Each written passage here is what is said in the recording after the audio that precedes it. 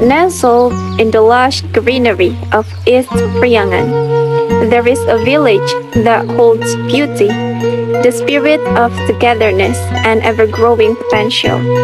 A village that safeguards a precious heritage gifted by nature and ancestors alike. This is Desa Sukapada, located in Pagar Ageng District, Tasikmalaya, Regency. Known not only for its natural beauty, but also for the sweetness of its earth, palm sugar, which has become the true identity of its people.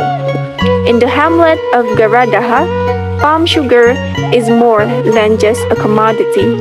It is history, culture, and the source of life.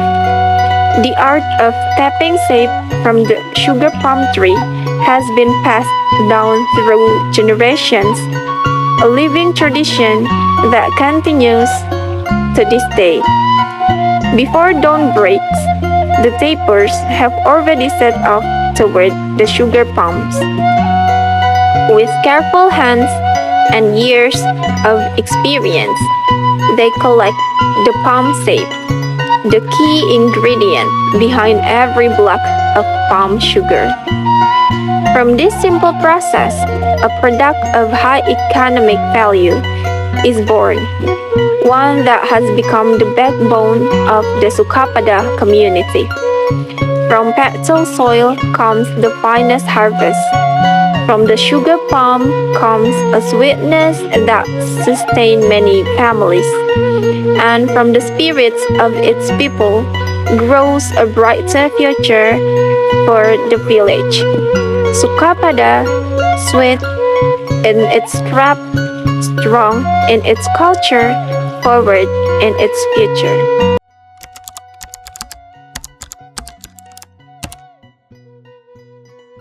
Nama saya Pak Husen atau bisa dibilang Abah Husen, berumur 73 tahun. Kenalkan Bapak ya, nama mah Pak Jajang itulah, Kampung Garadaha itu, Desa Sukapada, Kecamatan Pagar Ageng gitu. Pekerja Bapak sehari-hari cuman nyadap gitu. Nama Ibu Irin. Ibu di sini sebagai kepala wilayah dari Kampung Garadaha.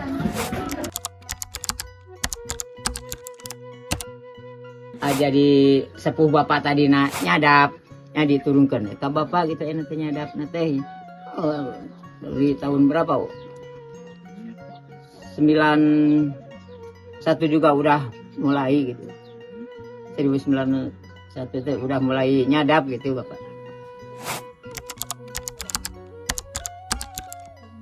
Di biotek karena 30 langkungan lah nu karena nyaradap teh sesueurna badan nyadap di dia mah sesueurna mah gitu nya karena nyadap gitu di Kampung Garadaha mah kan aya nu aktifna mohon karena 30 langkungan lah nyaradap.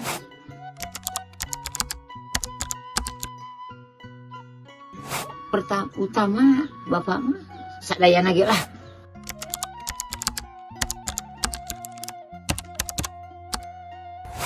Rata-rata dari satu orang petani per hari 5 kilo itu aja dikaliin aja.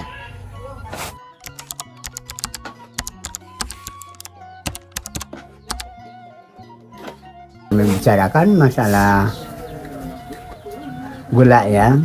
Ya, yang pertama kalau istilah Sunda mukaan, tangan-tangannya kaung atau aren nanti dipesek dulu, dibuka, dikupas, terus dipukulin, nanti langarinya atau buahnya atau kembangnya sudah wangi-wangi ya baru dipangkas. Sudah ada airnya, legenya, nanti masukkan lodong, istilahnya lodong atau katung atau istilah bahasa katanya atau apalah, pokoknya bambu yang dipotong-potong gitu. Nah baru sudah ada airnya, pagi-pagi mulai naik di simpan atau ditunda atau dalam tangan-tangannya Kamul Aren. Kalau sudah sore kita jam 2 atau jam 3 zuhur asar baru dicari lagi, ganti lagi itu wadahnya gitu. Nah, tiap pagi atau sore gitu aja terus sampai ada yang 5 bulan, ada yang 3 bulan. Bagaimana keadaan arena atau uang tangkal gulanya gitulah. Nanti sudah penuh kolodongnya atau wadahnya baru ambil ke rumah, di rumahnya dipasak. Terus kalau mau mentah baru dari tangkalnya atau dari kebun itu namanya legen istilah bahasa Sunda. Kalau sudah digodok pakai di dalam hawu gitu masa kalau atau di dalam kompor gitu masalahnya. Kalau pokoknya aku api nyala, nanti kalau sudah mendidih namanya itu wedang. Nah, nanti kalau sudah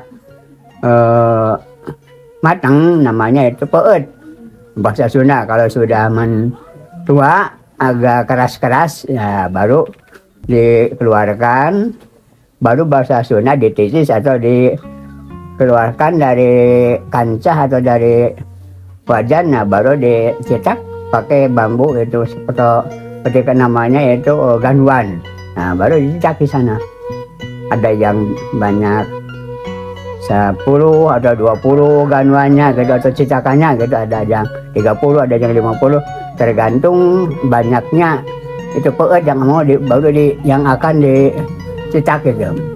Nanti kalau sudah dingin, sudah dicetak dingin ya baru diambil. Itu namanya gula asli atau gula aren gitu. Nah, baru situ nanti begitu terus, begitu ada lamanya 1 bulan atau 2 bulan begitu terus gitu. Nah kadang-kadang nggak sama. Ada yang pertama atau kedua kali 2 hari, 3 hari sampai 3 hari, 4 hari baru paling setengah kilo. Nah baru meningkat sudah semingguan ke atas, 10 hari, 20 hari sampai 1 bulan. Nah baru ada 2 kilo, ada 3 kilo itu. Yang baik itu.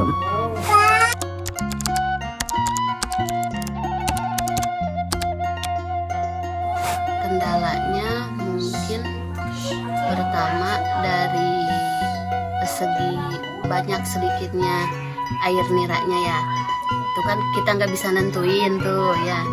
Terus yang kedua dari segi cuaca juga mempengaruhi. Kalau cuacanya kayak gini panas terus nggak bagus juga, kalau hujan terus nggak bagus juga gitu. Jadi air niranya kurang, warnanya beda. Kalau nantinya yang bakal jadi gulanya bakal bagus, air niranya itu kuning jernih. Tapi kalau nantinya jadi gulanya kurang bagus, air niranya agak keputih-putihan.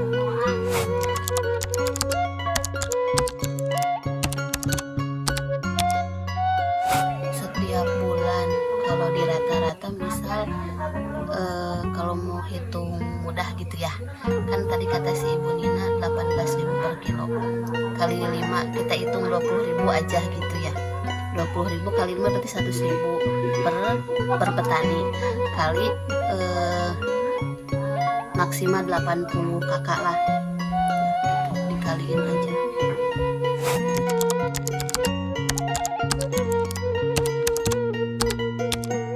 Kalau di Desa Sukapada kan sebagian besar memang pengrajin gula aren ya, nggak hanya di Garada saja, di wilayah-wilayah yang dataran tinggi jadi mayoritas lah gitu. Jadi yang mempengaruhi.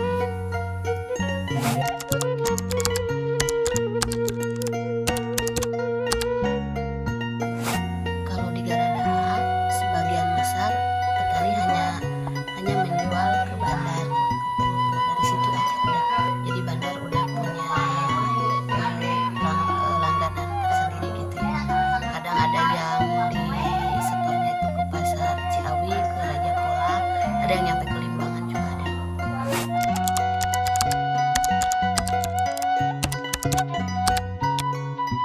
Kalau di sini nggak ada limbah. Kalau gula aren kan semuanya dijual, terkecuali kalau misalkan di bandar, di bandar banyak. Dari berapa orang petani disimpan, kadang kalau lama kelamaan kan jadi hancur ya. Jadi hancur, mereka olah lagi.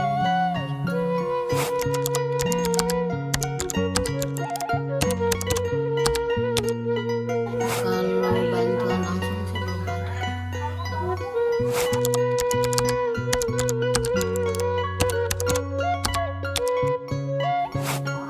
Gula aren Garada itu terkenal, maksudnya asli gitu ya, enggak campuran, asli dari gula aren. Jadi bisa dibedakan, kualitas rasanya berbeda. Bisa buat bahan campuran kopi juga katanya enak, lebih enak pakai gula, nggak pakai putih, lebih enak katanya.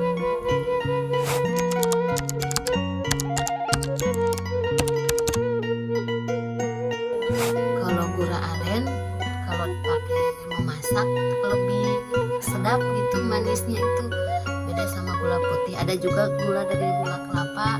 Kalau gula aren kan full manis. Kalau gula kelapa ada asam-asamnya sedikit.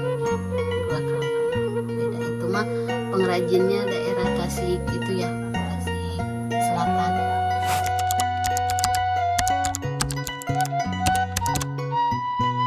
Untuk kesehatan biasanya untuk orang yang gula darahnya rendah, misalkan yang pusing banget gitu ya, gula darahnya ngedrop, kasih minum air panas pakai gula aren, itu biasanya langsung itu.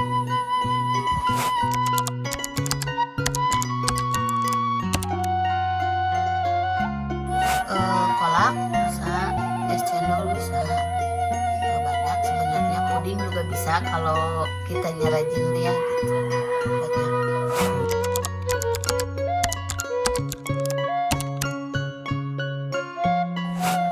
Harapannya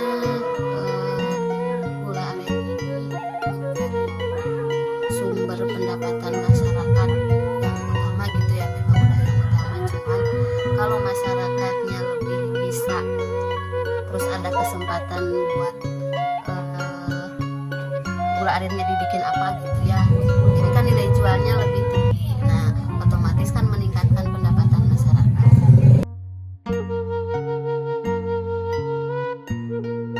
Nah, kapayona hayong Bapak mah supaya di aduh harga ditaikin supaya ada hasilnya agak lumayan gitu untuk petani gitu. Aduh, supaya ada dorongan dari pemerintah untuk kira-kira mengembangkan gula aren itu, harganya supaya bisa dikontrol supaya lebih mahal gitu. Dan seperti gula pasir mana terus di gula aren enggak gitu, kadang-kadang gitu. Padahal hasilnya kalau dipikir-pikir ya banyakan